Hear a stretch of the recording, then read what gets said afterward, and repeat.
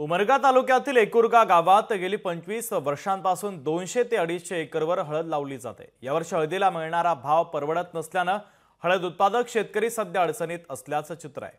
हळद उत्पादक शेतकऱ्याची व्यथा सांगणारा लोकशाही मराठीचा हा खास रिपोर्ट आपण पाहूयात।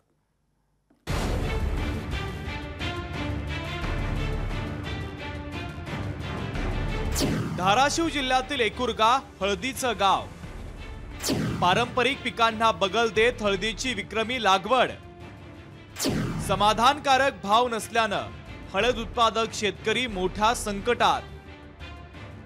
रखरखत्या उन्हात बॉयलर मध्ये लाकडं घालून हळदीचे खोम शिजवणारे हे आहेत विश्वनाथ बोंडगे।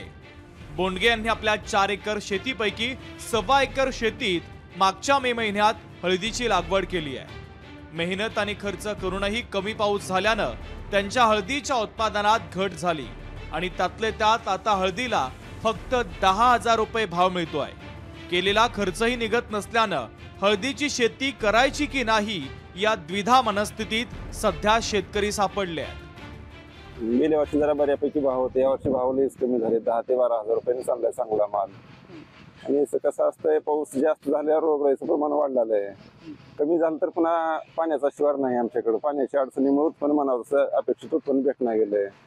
त्याच्यामुळे पीक मोडकळीच्या ह्याच्यात आलंय सध्या आता। शेतकरी पांडुरंग बोंडगे यांनी देखील 1.5 एकर क्षेत्रावर हळद लावली। चांगलं उत्पन्न मिळेल अशी त्यांना आशा होती, मात्र त्यांचा भ्रमनिरास झाला। अवघे 30,000 शिल्लक राहिल्यानं घर खर्च आणि मुलांच्या शिक्षणाचा गंभीर प्रश्न निर्माण झालाय। पहिलं खर्च नव्हता, पहिलं गावरान खातं होते, उत्पन्न व्यवस्थित वाढते ती, जनावर नाही ढोर नाही। त्याच्यामुळे जनावरांचे खातं मिळणार गावरान विकत घ्यायचं म्हणलं की अवघड कंडिशन झाली आहे। आणि मजूर पहिलं भट्ट्या नव्हत्या, काय नाही, समजा मजूर मिळते ते। एकुरगा गावातील शेतकऱ्यांनी प्रति एकर हळदीसाठी केलेल्या खर्चावर आपण एक नजर टाकूया। पूर्व मशागतीसाठी 20,000 रुपये, हळद बेणे 30,000 रुपये खर्च केले। खत आणि कीटनाशकांसाठी 25,000 रुपये, आंतर मशागतीसाठी 25,000 रुपये खर्च करण्यात आले।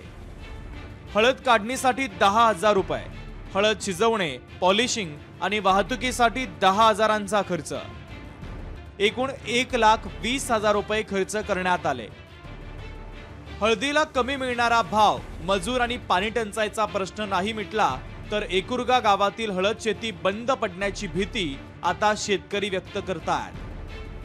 हळदीचा काढणीचा मोसम हा नेमका फेब्रुवारी मार्च मध्ये उन्हाळ्यामध्ये येतो, त्यामुळे मजुराची समस्या भेडसावत आहे। मजुराला महिलेला 500 रुपये द्यावं लागतंय, पुरुषाला 700 रुपये द्यावं लागतंय। आणि हळदीचा भाव हा लपंडावासारखा झालेला आहे।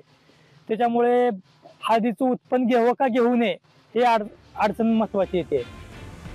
शेतकऱ्यांनी पिकवलेली पिवळी धमक हळद मसाला उद्योगात महत्वाच्या स्थानी आहे। जेवणातही हळदीचा वापर रोजचा असतो, लग्न समारंभातही हळदीचा सोहळा असतो, असे अनेक हळदीचे उपयोग आहे।